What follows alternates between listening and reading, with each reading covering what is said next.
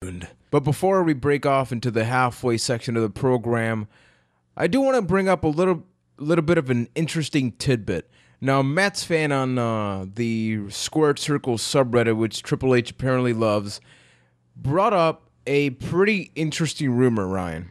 Have you seen this? Have you heard about this? I have not. Well, sir, according to him, now take this with a very, very, very, very finely chopped grain of salt, at Hell in a Cell, you may see Brie Bella take on Nikki Bella in a Hell in a Cell match. Now, I thought that this is an interesting thing to bring up because considering our podcast, our discussions for the past month, what is your immediate reaction after hearing this? My immediate reaction is, well, also according to Mets fan, AJ Lee should be pregnant right now and not wrestling. So I am going to really take it. Yes, as I reported. Thanks for that, Mets fan. So, as you reported, I am going to take it with a super ultra grain of salt. So small that you need a microscope to see it. But Bell in a Cell, will that happen? Really? I highly doubt it. I highly doubt we're going to see it. But is that also not just a perfect commentary on how soft and stupid the Hell in a Cell match has gotten, that it's a realistic possibility that we will see the Bella Twins in a Hell in a Cell match? Yeah, pretty much. I think that Brie mode in Hell in a Cell really does signify that, because it's sad, because keep in mind when the Hell in a Cell was actually placed, it was in the Attitude Era when they would allow chair shots to the head, consistent blading, all this stuff. And the Hell in a Cell at this point is almost like a hopeful. Like, you watch the match hoping that they sort of bring some of that stuff in the past. But people forget that the cell is actually taller than it was back then. So you're never going to see another Mick Foley spot ever again unless you watch Fight Night, which is available every Thursday on Byte. That, there you go. But going back to that, it's a matter of, like, you know what? We're never going to get that Hell in a Cell match again. We may get a really good match inside a cell, but for that, there's the cage match. Like, what can you really see other than, hey, we're seeing a chair shot to the back of the, to the back of the back, I guess. Something like that. It just... To the back. Yeah, chair to the shot back. to the back. I was going to say to the head, but then I tried improvising and realized it just wasn't going to happen. Is the back of the back the front? What? I don't get it. What? What's going on?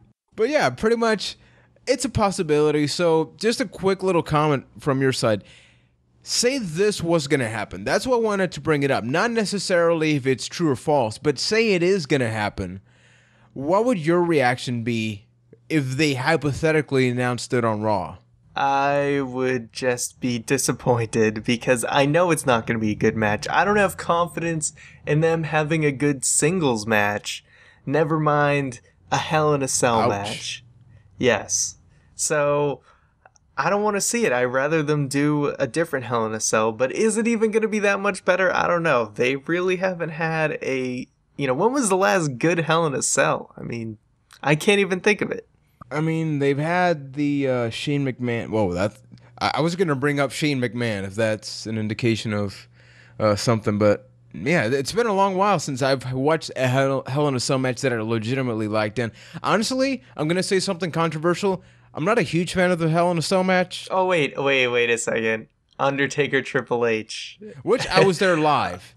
Yes, but if we're looking at the Hell in a Cell pay-per-view, all right, obviously that, because probably people would have brought that up, we would have been like, obviously, that was clearly the last good Hell in a Cell match. But let's look at the Hell in a Cell pay-per-view itself. Yeah, but just a quick comment there. And even that match, I would argue, is not allowed to be a pick. You know why? Because you have Triple H and Undertaker, two guys that have been fine, two guys that can break the rules because they're up there, but that most of the roster will not have the same opportunity. So it's almost cheap to even bring that up. And two guys part of the old school Hell in a Cell generation. Exactly. The guys who were in the matches the most out of anybody. Exactly. It's like, you better have a good Hell in a Cell match. It's not whether it's good or not. You better have a great match. I mean, think about the expectations. You had Triple H versus Jericho. You had the Mick Foley match. You had a bunch of stuff. So for everybody listening, would you want to see the Bellas inside the Hell in a Cell? And how would you actually book that? Who would win, and what's the craziest spot that could possibly happen in that match? One thing I want to bring up, and maybe whether or not this is a question to the audience too, but, it's pretty clear Hell in a Cell is just not suited to the current era. But, at least matches like TLC and stuff are a lot better. So do you think it's time to just retire the Hell in a Cell pay-per-view? That's a dense question. You're going... the Hell in a Cell match, straight up. Yeah, straight up. You know what?